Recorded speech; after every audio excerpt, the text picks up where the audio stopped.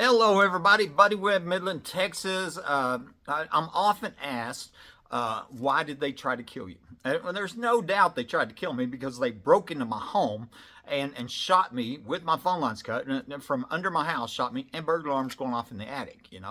And absolute proof shows I wasn't shot my gun, so we know somebody shot me. And we also know that tunnels and bunkers are here. A previous resident of this home told me, said, buddy, me and my brother used to go in the tunnels on that home when we used to live here. That was Ricky Ronaldo. There's a secret bunker in the backyard. That's a note of motive for murder. The secret bunker, exposing that secret. I was told there were 4 3-bedroom underground homes built in 1987 with a budget on permit of $7.35 million.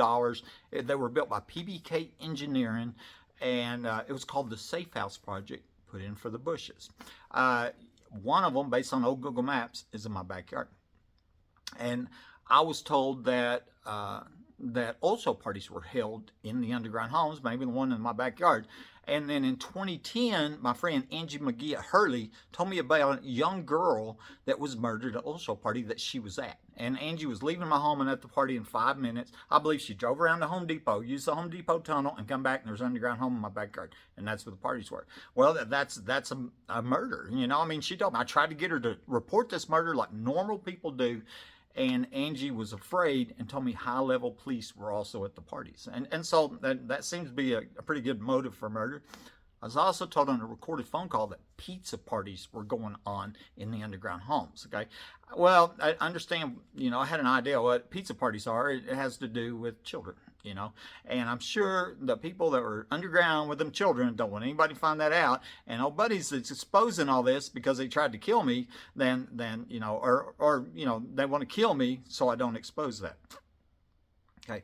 Illegal casino. Another lady told me, says, the word around town is, buddy, is that there's an underground game room or illegal casino where all the high rollers go. And underground casino, where's that going to be? In the 4 underground homes that's put in for the Bushes. Okay. Well, that's illegal gambling, organized crime. Automatically you can, see murder all over that. You know what I mean? That's a moneymaker, and me speaking up, and which I was trying to stop the crimes at the time. That would be a possible motive for murder. I think. Here's another one: trap burglar. On the day of the murder attempt, I come home and I recognize somebody had been in my home again. I've been reporting these crimes to the police for over a year, and so I get this idea to tie wire my spare door shut. And when I did, I trapped a burglar in my bathroom, but I didn't know it. Okay, I'm on the other side of the door with a gun and every right to protect my life and property, and so this is a dire situation for this criminal gang. Here I have every right to protect my life, and a piece of wire, got one of their criminals trapped. And so it looks like it was police that were working with the burglars breaking my house that let that burglar out, and then that's my next motive for murder.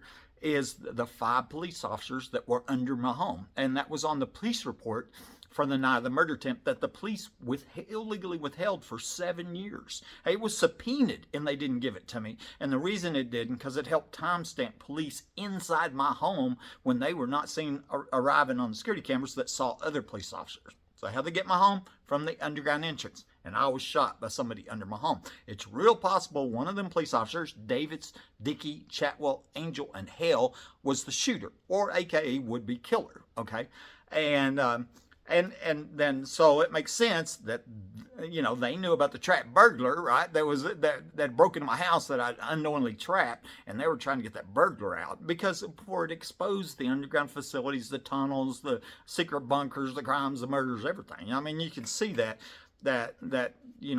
why. And there absolutely is no doubt about these police under my home. It wasn't on the police report that police were under my home. They had falsified the police reports, and this was a premeditated home invasion, capital attempted murder. Okay. Here's another one. Matt Hyman. Okay. He was a landman attorney, and he died 2 weeks before I'm, ambushed and shot with my phone lines cut. Okay. 2 weeks before, on that Saturday, I recognized somebody was trying to come into my bedroom, okay?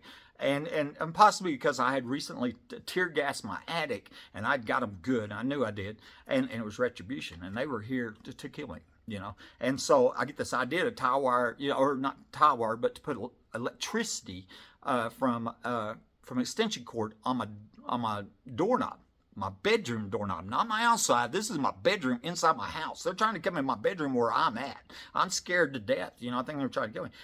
And I believe now that Matt was electrocuted here in my home, and he died. That he got killed trying to break into my bedroom with me on the other side of the door, and then that was covered up again. And there's a whole long story about that, but possible motive for murder or revenge, that they're angry. I could even got the feeling that there was I was being blamed because a criminal broke into my home, and even on the night that I'm shot and I got to the hospital, and that detective up there, Rosie Rodriguez, okay, she's got this recorder and she's starting to stop, and she's real hateful, and here I'd just been shot, ambushed and shot, and so Rosie is she asked me a weird question. She said I was telling her about tying my door shut because I recognized somebody had been breaking my house. I'm trying to find out where the underground home is and all that. And Rosie stops the recorder and she's mad and she says, "Did you put electricity on it?" What? Why would you even ask that question? That don't even make sense. Why ask that question? Electricity. Unless you knew that 2 weeks later, 2 weeks before, I'd put electricity on my doorknobs because I recognized somebody was breaking my house, and I trapped a burglar in there, and their whole little crime ring was fixing to go down, and so then that just told me, it confirmed that that Rosie knew about the trapped burglar from 2 weeks before with her comment about electricity. People in the attic all over the nation. When I first reported this, the police come over here and acted like I was the only person in the world that thought people in my attic. "Oh, you're crazy. You're the only one." And then I started hearing calls on the police scanner for all these other homeowners reporting me, and it's a lot of them. Now I've documented over 60, and that's the tip of the iceberg. This is a nationwide crime epidemic with significant police corruption. It's what it is. It's a very good motive for murder. Life insurance. Here's another one. The former boyfriend of the ex-wife that filed divorce on 5 days before I shot contacted me, okay? And he told me that he believed that she had a lot to do with the shooting from the things he heard her say, and she threatened to have him killed too. And then 8 years later, he posted on Facebook, he says, "Yeah, I was dating this guy's ex-wife, and I overheard her planning his murder with her police friends to steal life insurance," okay? When we went to court 22 months after the murder attempt, it come out in courtroom testimony. Well, I'll tell you what happened. When we got there, the ex-wife was sitting right next to Rosie Rodriguez, and they're visiting like they're friends, And so when we get into court, my attorney asked them under oath, "Did y'all know each other?" "Oh yeah, we're lifelong friends. Oh, we went to elementary school together." Elementary school? The detective that tampered with evidence and lied on police reports went to elementary school with the ex-wife, and here the former boyfriend of the ex-wife saying that he overheard her planning my murder with her police friends to steal life insurance. She had taken my life insurance books when we separated a few weeks earlier. Okay. Doctors killing people for profit. That's a big deal. The ex-wife comes home from work. She's super upset. This is why we're still together. And she whispers in my ear, "The secret is a group of doctors are killing people for profit." She's dead serious. Okay. The reason she whispered in my ear is because she knew burglars in the attic, and she didn't want the burglars to hear what she told me. Okay. What I didn't know until later was that her brother-in-law was a doctor. And he was my doctor on the night that I was shot. And that's when it's proved that my x-rays were faked, because they faked my x-rays. And then they tried to cut my leg off. They did do a partial amputation, cut the back of my foot off. There's a whole long story about that, the absolute proof that happened. Okay? And that's another motive for murder.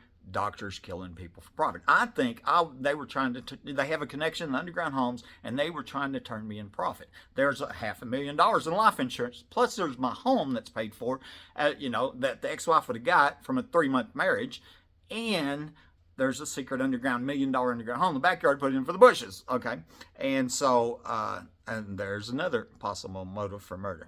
Okay.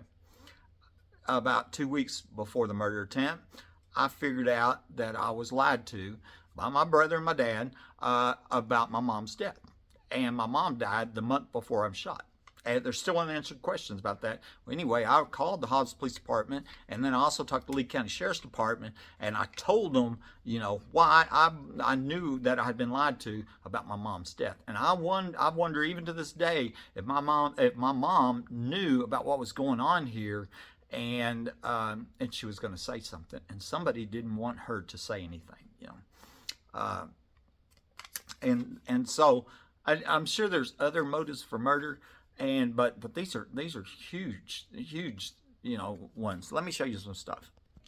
All right, what we're looking at here is from Google Maps, okay? And I found this. Actually, a lady told me, go look at Google Maps. And here's what I found, was that in my backyard, there's a large building on the map screen from Google Maps that can't be seen from above ground on the satellite screen.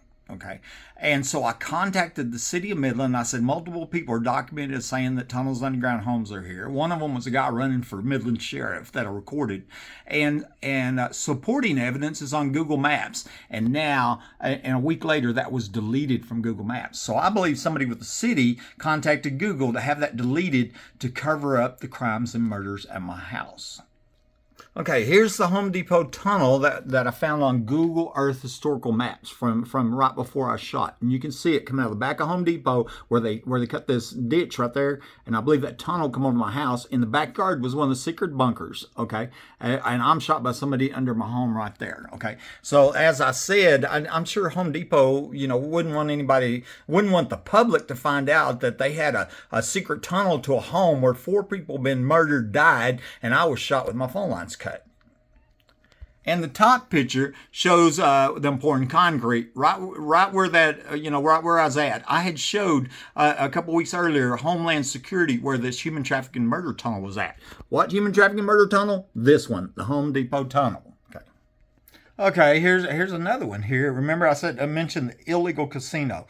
I got this message from a Facebook friend. She said, I've had a lot of people here recently in the past week talking a lot about the underground tunnels here and discussing the underground. Word here in Midland is how there's a game room here that all the high officials go to and, bet money and, win money and whatever else they do down there, which I believe to be prostitution, of course. But I hear more and more people talking about it. And I replied and I said, in 2012, I suggested to FBI agent Dominic, maybe it's an illegal casino and brothel. And he slowly said, maybe. His response told me I'd guess right. That seems to be a motive for murder. That'd be organized crime, illegal gambling, moneymaker, etc. Okay, I'm inside the bathroom where I trapped a burglar. When I got back home, I was in the hospital for 10 days after being shot, and crippled for life and all that.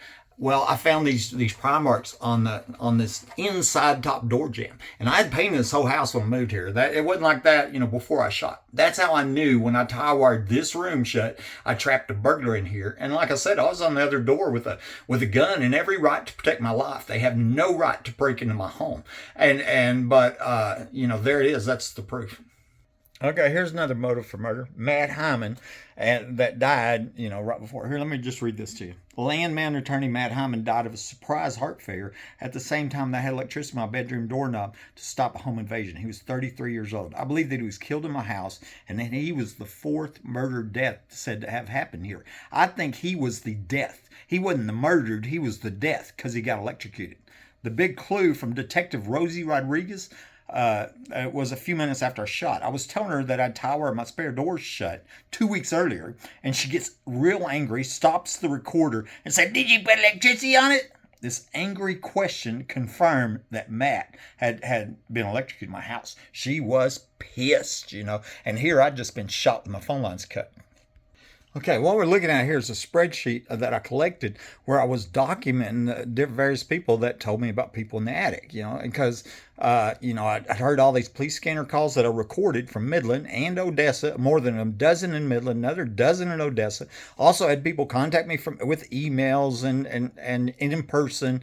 But I'll show you some of these towns. There's Andrews, Austin, Belmead, Carlsbad, New Mexico, Hobbs, New Mexico, Los Lunas, whole bunch in Midland, okay, and a whole bunch in Odessa. That's because I got them from the police scanner. Well, once the police figured out that I was recording these, and then they encrypted the police scanner. Now nobody can hear the police scanner because they were literally getting caught in this organized crime of these breaking in homes, which is burglary of habitation. Now, that's what burglar in the attic, or people in the attic, is a burglary of habitation felony. It carries 10 years in prison. This is organized crime.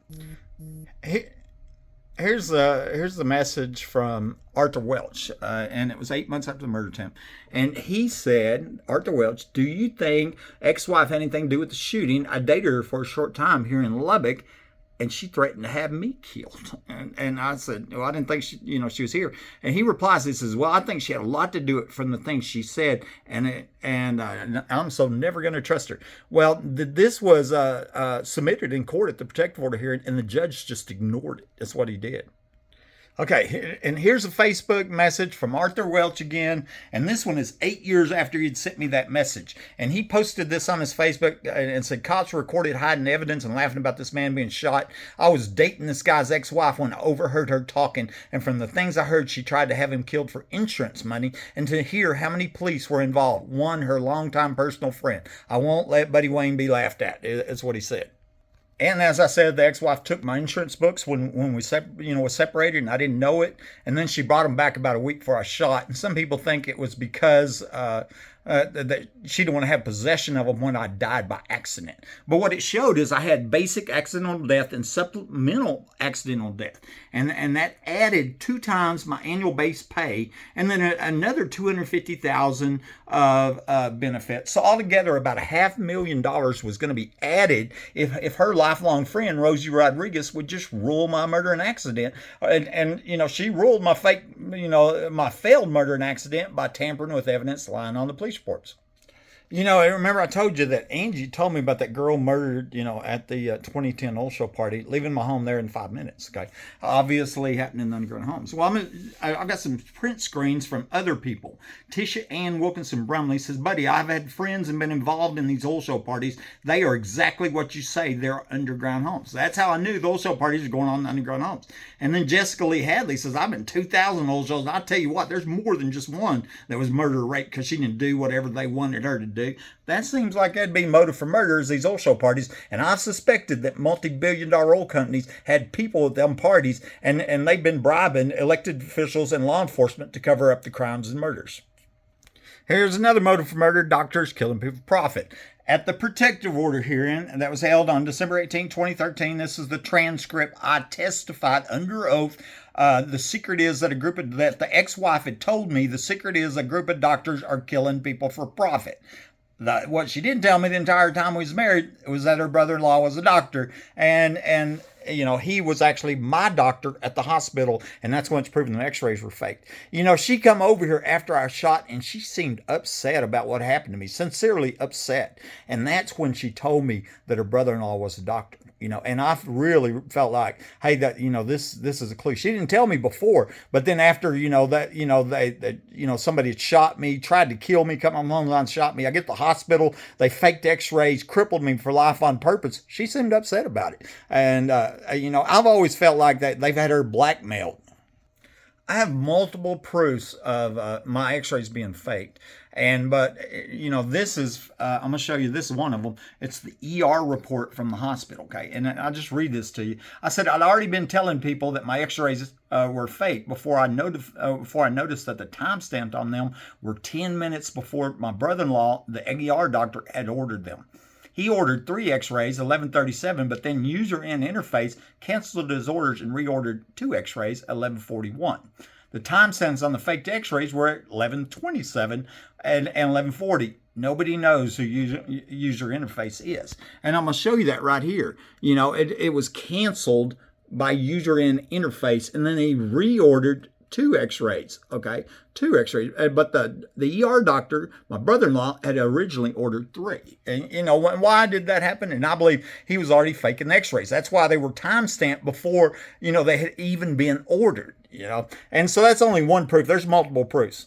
Okay, and here's my mom's obituary right here. There's mom and her gravestone, and I said my mom died the month before I was shot when the phone lines cut, and there's still unanswered questions. And whole long story about that, but I did figure out that my late dad had lied about what happened with mom, but I'm not saying he did anything to her, but obviously there was some reason he lied, and he knew what happened to her.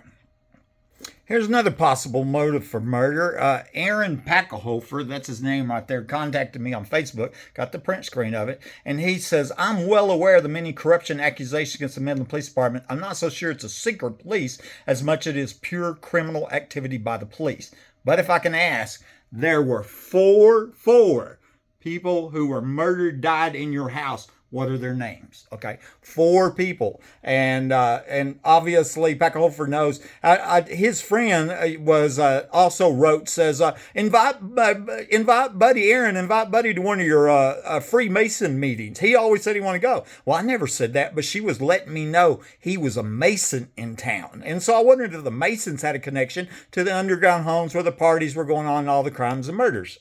Okay, this is my last one, possible motives for murder, and it's about the police, or the secret police. And, there's no doubt about the police corruption. They tampered evidence, falsified police reports, and 5 police officers were proven to have been under my house when I was shot by someone in my home.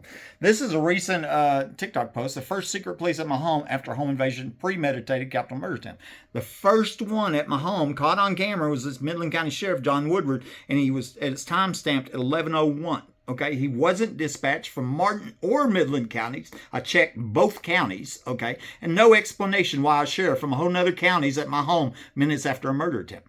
He was followed by the late Midland Sheriff Deputy Mike Daler, who was also here at 11:01, okay. It took 6 years, $2,000 reward to get them identified, okay.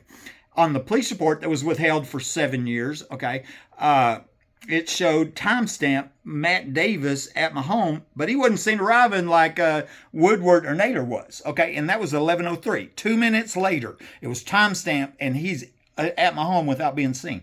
And Davis came with Tony Dickie, Lieutenant Tony Dickie, who was timestamped here at 11:05 as being inside my home, and he wasn't seen, arriving out front either. And so. And then here's Rosie Rodriguez and April Chandler. Well, at the 7-Eleven after I was, shot, drove up there, Rosie right here, the childhood friend of the ex-wife, she climbed in my truck, started giving me first aid. Well, I didn't know who she was.